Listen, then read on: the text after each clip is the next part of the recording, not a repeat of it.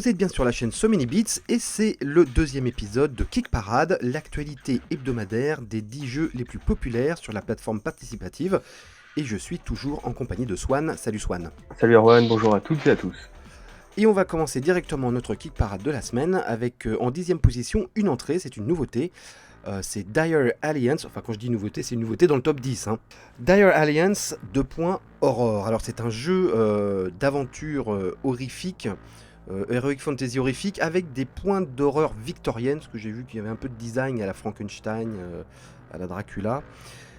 C'est Brady et Adam Sadler qui sont aux commandes de jeu, qui sont des anciens de Fantasy Flight Games qui ont bossé notamment sur X-Wing, le jeu de figurines de Star Wars. Donc ils sont jeunes mais ils ont quand même un peu de bouteille. Et c'est un jeu d'aventure, c'est un peu une thématique à la mode en ce moment, les jeux comme ça, j'ai l'impression. Oui, c'est vrai qu'après l'originalité de celui-ci, c'est qu'il propose un plateau avec un système de confrontation basé sur du deck building. Autre originalité du projet, je trouve, moi j'aime bien ce genre de projet qui sont de cette manière-là, c'est-à-dire qu'ils proposent d'un côté un jeu de base à un prix qui est plutôt abordable, et d'un autre côté la possibilité d'agrémenter ce jeu avec des miniatures. C'est ça, ils expliquent bien que tu peux prendre la boîte de figurines à part si tu veux l'utiliser pour un autre jeu ou pour ton plaisir personnel de peinture ou je ne sais quoi. Tout à fait, et puis bon, effectivement, il y a, à la base sur le Stretch Gold, ils proposaient 108 miniatures, donc avis aux peintres parmi vous. Donc Dire Alliance Horror, c'est 2896 contributeurs pour 200 457 €, évidemment à date où on enregistre cette émission, c'est-à-dire mardi 10 novembre, diffusé le vendredi d'après. Voilà, vous savez tout, tout est transparent. On passe à la 9e place avec Atlantis Rising Monstrosities. Alors donc c'est une extension d'un jeu coop qui s'appelle Atlantis Rising, que j'ai. Voilà, qui est excellent. Vous devez sauver l'Atlantide en construisant une machine dimensionnelle afin de faire passer la population de l'Atlantide avant le déluge dans une autre dimension. C'est un jeu assez difficile, franchement, tu perds plus que tu gagnes. Et donc là, il propose une extension qui s'appelle Monstrosities. Alors, comme son nom l'indique, ça va vous ajouter des monstres mythologiques, évidemment, qui vont parfois vous aider et parfois vous entraver dans votre construction. C'est une entrée également dans le classement. D'ailleurs, on a une partie filmée d'Atlantis Rising, je vous laisse suivre le lien en haut à droite de l'écran. C'est une partie assez drôle parce qu'avec mon camarade Kevin, on s'est tellement planté que ça en devient comique. Voilà, donc je vous le recommande si vous êtes intéressé par cette extension et du coup par le jeu de base si vous n'avez pas le jeu de base. Ouais, c'est vrai que c'est un jeu totalement coopératif. Donc effectivement, qui dit coopératif dit difficulté exacerbée. Donc c'est vrai qu'on a pu, on peut te voir prendre une sacrée déculottée sur la chaîne. Ouais. Après, effectivement, en plus de l'extension, la campagne propose aussi des composants de luxe qu'il est possible d'acheter séparément pour l'ajouter au jeu. Donc ça va du playmat à du matériel de meilleure qualité. Et puis effectivement, difficile de parler de ce genre de projet sans souligner le travail de Vincent Dutray, ouais, le dessinateur. Qui est toujours à l'illustration. Alors je sais que pour certains, il commence à y avoir une overdose de Vincent Dutray. Moi, il est partout. Ça fait toujours son petit effet. Moi, j'avoue que je suis assez friand de son travail. Bah, j'aime bien, ça fait très, très BD, quoi. Il y a toujours une belle composition, je trouve, en tout cas, dans ces planches. Je suis d'accord. Le jeu en est à 118 762 € pour 3051 contributeurs. Et il reste encore une semaine, c'est une campagne assez courte. 8e position, donc il gagne une place par rapport à la semaine dernière, c'est Grand Austria Hotel Let's Vals. L'extension donc de Grand Austria Hotel, je pense qu'on va pas revenir dessus, c'est un Eurogames où il faut gérer son palace pour servir ses clients très exigeants. Voilà. Le jeu se maintient. Voilà, c'est pareil, il reste une semaine à peu près. Mais on sent qu'il y a une forte communauté derrière ce jeu. C'est vrai. Visiblement, il était quand même très attendu de la part des gens qui ont le jeu de base. Donc effectivement, ça fait toujours aussi plaisir de suivre ce genre de projet qui sont vraiment qui est vraiment accompagné de son public. Et il y a une communauté, quoi. C'est vrai que le jeu n'est pas un carton absolu, mais il se maintient, quoi. 7e position, il gagne 3 places par rapport à la semaine dernière, c'est Freedom 5, a Sentinel Comics Board Game. Donc c'est le jeu de cartes de super-héros agrémenté d'un énorme plateau qui en est à 520 676 € pour 4047 contributeurs. Alors, je sais pas, moi je me posais une question. Malgré les 520 000 euros, je me demandais si c'était un demi-succès seulement. Bah, je suis plutôt d'accord. C'est vrai que ce genre de projet, on les a vus émerger de plus en plus ces dernières années. C'est vrai que surtout quand on voit les différentes contributions qui sont offertes, c'est pas sans rappeler des projets tels que les projets de Batman, par exemple, Ouais. des jeux de figurines, même si la mécanique est assez différente. Et finalement, on en vient peut-être à se poser aussi la question de est-ce que qui porte certains projets aussi, c'est pas le sujet qu'il y a derrière. Et effectivement, là, on a affaire à un univers qui est original, qui est pas accompagné d'une grosse licence. Ça peut aussi expliquer le fait qu'il n'y ait pas un engouement aussi fort que sur des projets similaires. C'est-à-dire que tous les super-héros ne se valent pas au niveau de la communication, c'est ça que tu es en train de dire. Je pense que c'est à peu près ça, parce qu'effectivement, là, pour le coup, voilà, quand on n'a pas des figures, de grandes figures de DC ou de Marvel, effectivement, on a un peu l'impression que le projet bat de l'aile. Bon, en tout cas, ils ont 4046 contributeurs, bon, ce qui est pas mal, hein. On dit pas que c'est un échec, hein, surtout pas. Mais c'est vrai que vu le travail accompli, et on parlait de super-héros et de Marvel et DC, mais je trouve que les super-héros, les designs des super-héros sont vraiment réussis, on dirait vraiment un truc 4 d'histoire, quoi. Écoute, je te propose de passer à la 6e position, et c'est Kabuto Sumo Board Game. Donc on en a parlé la semaine dernière. Il a gagné 2 places, hein, il en est à 168 350 euros pour 4413 contributeurs. Comme quoi un petit plateau avec des petits rondins en bois à pousser fait plus que une énorme boîte remplie de super-héros et de cartes. C'est peut-être la morale. Bah, effectivement, après, c'est le genre de petit jeu. Finalement, on s'aperçoit que c'est le genre de petit jeu dont beaucoup de gens manquent dans leur ludothèque. C'est un truc qui s'installe rapidement pour se mettre un peu du jeu d'apéro, quoi, pour se mettre un peu en jambe avant de sortir la grosse boîte. Donc, moi, je peux comprendre aussi le succès. En plus, le matériel est joli, l'équipe a l'air vraiment honnête. Et finalement, c'est le genre de projet qui a complètement sa place sur Kickstarter. Et puis c'est familial, hein, toute la famille peut y jouer, hein. Contrairement à beaucoup de jeux de Kickstarter qui sont très experts. On passe à la 5e position et c'est Townsfolk Tussle qui gagne une place par rapport à la semaine dernière et qui est sur Kickstarter jusqu'à mercredi prochain. Voilà, c'est sa dernière semaine.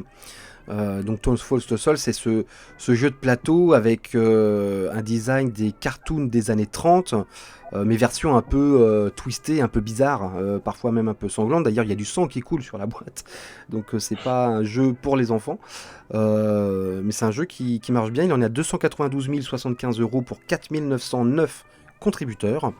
C'est un jeu qui mise beaucoup sur la rejouabilité et les variantes, tout en insistant qu'il va y avoir des règles très simples. Ça, je crois que c'est le maître mot du jeu, en fait.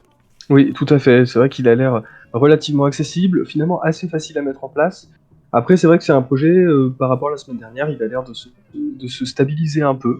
Moi, j'avoue qu'on en a parlé un petit peu à la fin de l'émission, parce que j'ai découvert en préparant l'émission, et c'est vrai que c'est un jeu qui me fait beaucoup d'œil. Bon, après, effectivement, la barrière de la langue peut être difficile, mais c'est vrai que c'est pareil, c'est le genre de projet qui... Il n'y a pas de VF. Hein. Ouais, il n'y a pas de VF, effectivement. Et c'est vrai que c'est le genre de projet, voilà, en tout cas, qui a une originalité, quelque chose à lui. Et c'est vraiment dommage. Bon, peut-être une VF ultérieurement, s'il rencontre le succès en boutique. En tout cas, le jeu est toujours disponible sur Tabletop Simulator. Hein, si vous voulez l'essayer, vous aurez l'adresse dans la description de la vidéo, comme la semaine dernière, bien sûr. 4e place, c'est Nova Aetas, Renaissance, qui perd une place cette semaine, il est quand même 4e, avec 688 325 euros pour 5 830 contributeurs, donc c'est quand même un beau succès. C'est une réimplantation ce jeu, hein, c'est-à-dire que dans le vocabulaire du jeu, ça équivaut un peu à un remake pour le cinéma, je sais pas si tu es d'accord.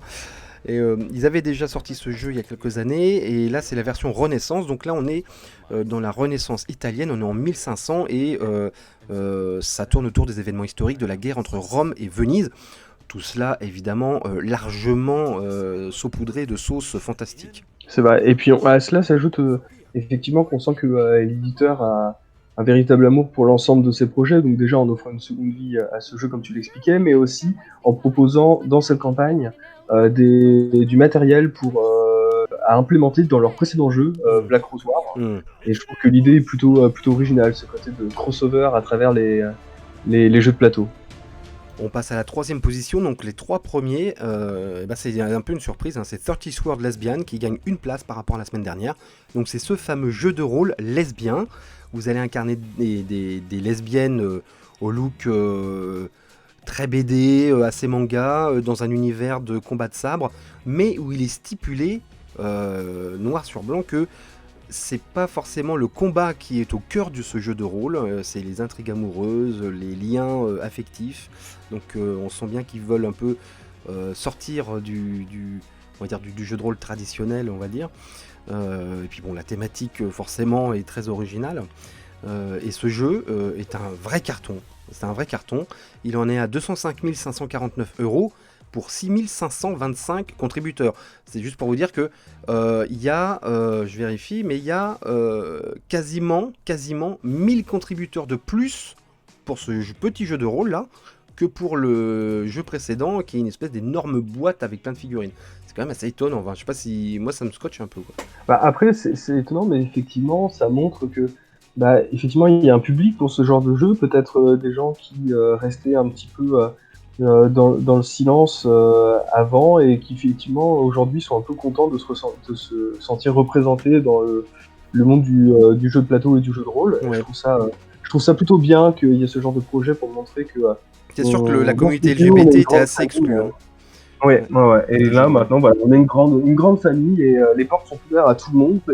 Et j'espère que ce genre de projet invitera de nouveaux joueurs à s'intéresser à notre univers et à venir jouer avec nous. Comme ça, on peut avoir des encore plus gros Kickstarter avec encore plus de stretch goals. On passe à la 2e position. Alors là, le jeu a vraiment augmenté depuis la semaine dernière. C'est Endless Winter Paleo Americans, donc qui a augmenté de 3 places par rapport à la semaine dernière. Il est désormais 2e jeu le plus populaire sur Kickstarter, avec 438 957 €, 6 584 contributeurs. Là, vous avez toutes les langues, hein, si ça vous intéresse, dont le français, évidemment. Le jeu sera distribué par Matago, comme on l'avait indiqué la semaine dernière.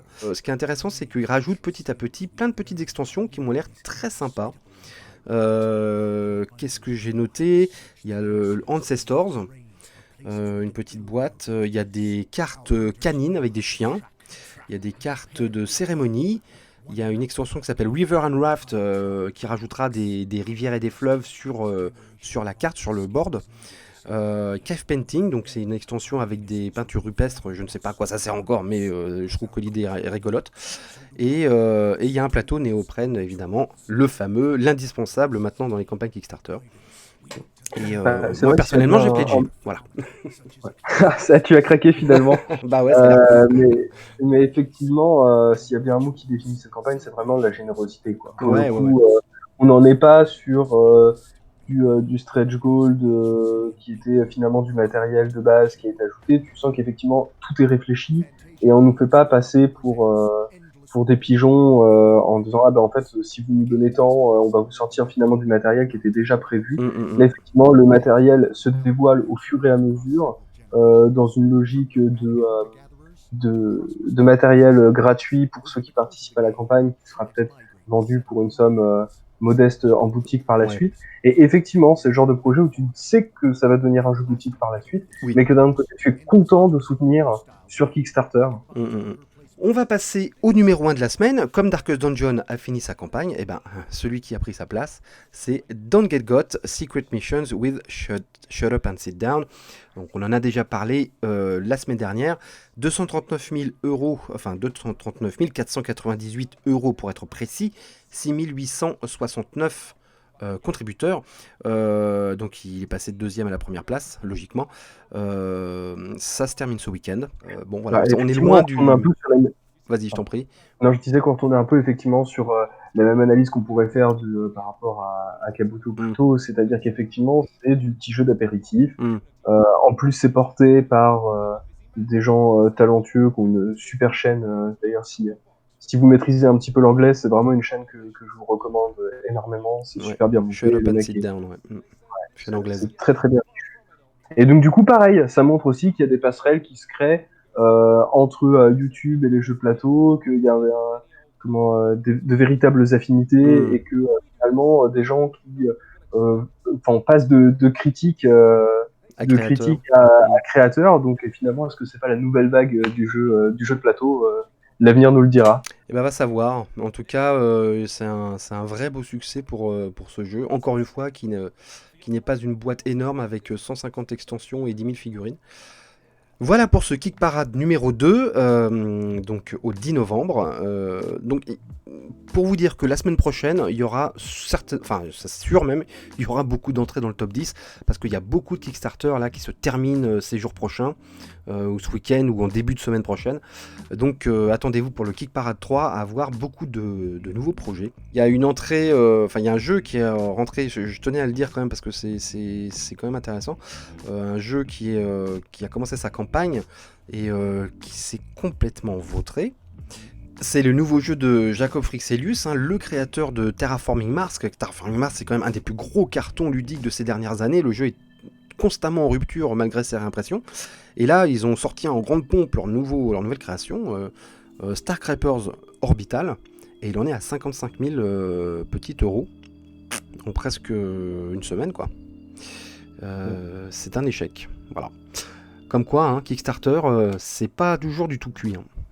Ouais, un nom ne suffit pas. Il suffit, des fois, c'est une mécanique qui va ressortir, comme on peut le voir avec Kabuto. Des fois, ça va être un univers qui va séduire.